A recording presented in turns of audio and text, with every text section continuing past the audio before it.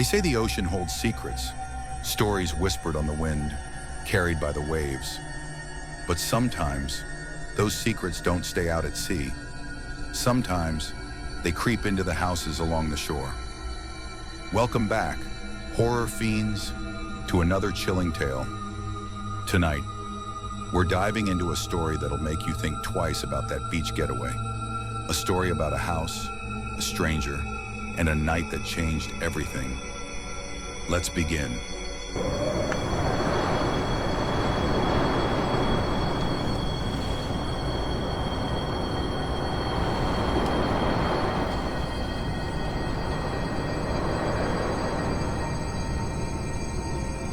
Picture this, it's spring, that weird in-between time when winter's gone but summer's not quite here. Our storyteller, let's call him Jake, is fresh out of college, floating through life in Pennsylvania. No job yet, no responsibilities, just time. Too much time. Jake's the kind of guy who needs to stay busy. So when his mom asked him to check on his Uncle Rick's beach house in Rehoboth Beach, Delaware, he jumps at the chance.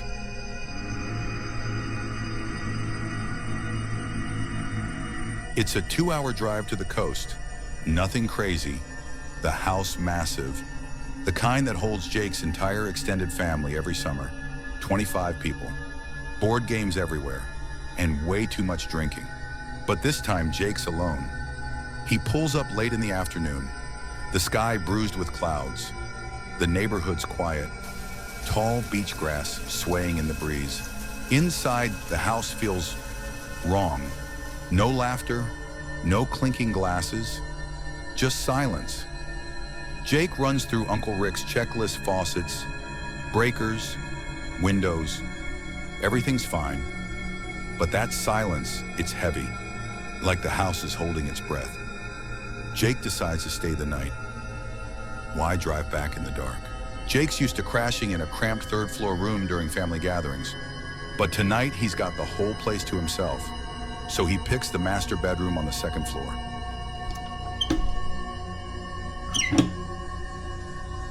Private bathroom, walk-in closet, and a bed so comfortable it's practically begging him to sleep. He climbs in around midnight, the house creaking as it settles. Sleep comes fast. But then, something wakes him. A sound. Sharp. Sudden. Like something falling in the closet.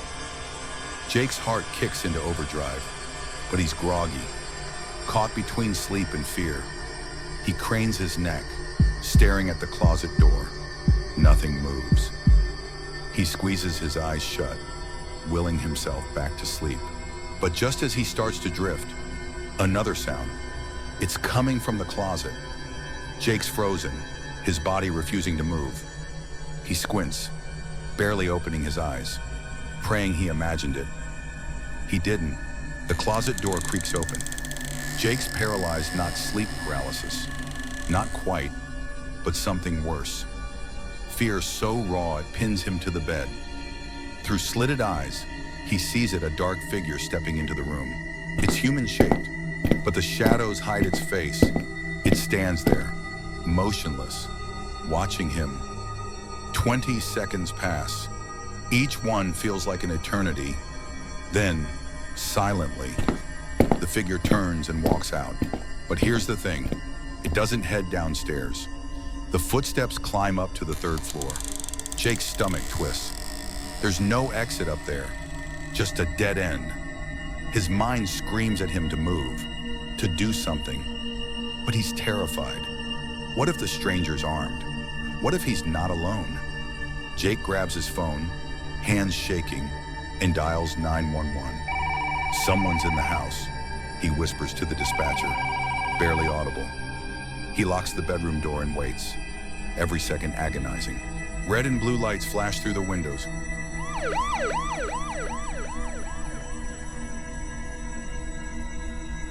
The cops are fast, storming the house like they own it. Jake stumbles downstairs, throwing open the front door, relief flooding him.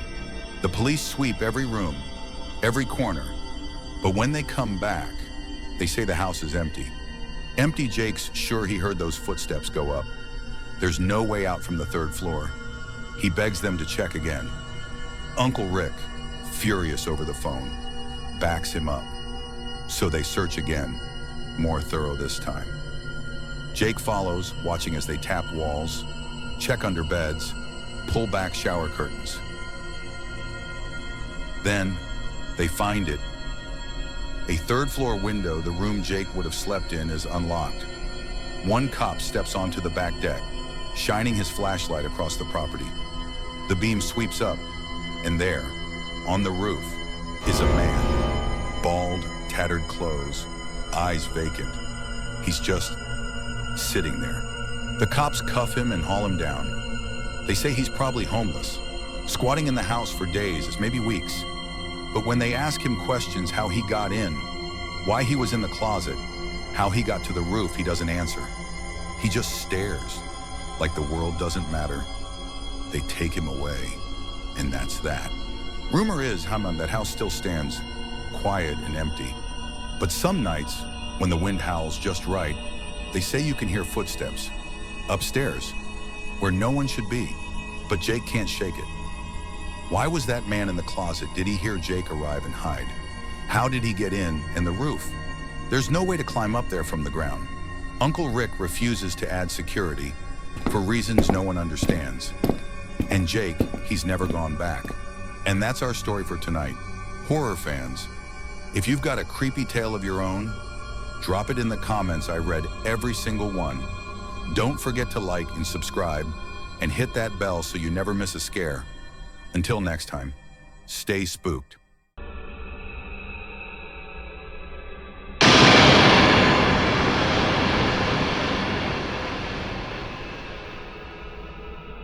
They say the shore is a place of peace, where the ocean whispers you to sleep. But sometimes, and those whispers turn to screams. Welcome back, horror fiends. Tonight, we're headed to the Jersey Shore, to a beach house that's been in one family for generations. A place of memories and something sinister. Let's dive in. Meet Mike and his buddy, let's call him Nate. Two guys in their 20s, looking for a break from the grind. Mike's family owns a beach house on the Jersey Shore, a stunning place passed down through generations. It's mid-July, peak season, and Mike hits Nate up for a weekend escape. No wild parties, just a chill vibe, beach by day, boardwalk by night. Nate's in. They drive down Friday, pulling up to the house around 6:00 p.m. The place is gorgeous old wood, salt air smell, the kind of cozy that feels like history. Mike's grandparents used to live here, but they passed recently, leaving the house empty most of the time. Nate notices it right away without Mike's family. The house feels hollow, like it's waiting for something. They settle in, grab subs from a local shop, and hit the beach to fish. It's perfect quiet, private, the kind of night that makes you forget the world. Saturday's a blur of sun and sand. Mike and Nate run along the boardwalk, the ocean breeze keeping them cool. They spend the day lounging, soaking up the shore. By evening, they're wiped. Bars and seaside sound fun, but the suns drain them. They crash early, sprawled in upstairs bedrooms. Then, sometime after midnight, a sound rips through the house. It's sharp, relentless, cutting straight to Nate's bones. He bolts upright, heart pounding, trying to pinpoint it. It's not in his room. It's above him, on the third floor. Nate throws open his door and sprints to Mike's room, shaking him awake. Something's beeping upstairs, he hisses. Mike's groggy but catches on fast. They bolt to the third floor, flipping on lights.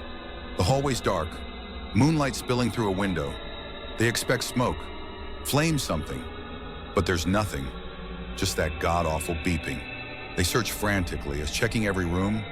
Finally, in one bedroom, Nate finds it, tucked under a pillow, like it was meant to be hidden. A small black device, no bigger than a walkie-talkie, no buttons, no screen, just a blinking red light and a single switch. Nate flips the switch. The beeping stops. Silence crashes in. Mike steps into the room, eyes locked on the device. "What the hell is that?" he whispers. Neither of them knows. They sit in Mike's room, staring at the device, trying to make sense of it. Mike swears no one's been in the house, not his family, not anyone. But that blinking light, it's unnatural. Nate has a thought, a crazy one. He flips the switch on, then off.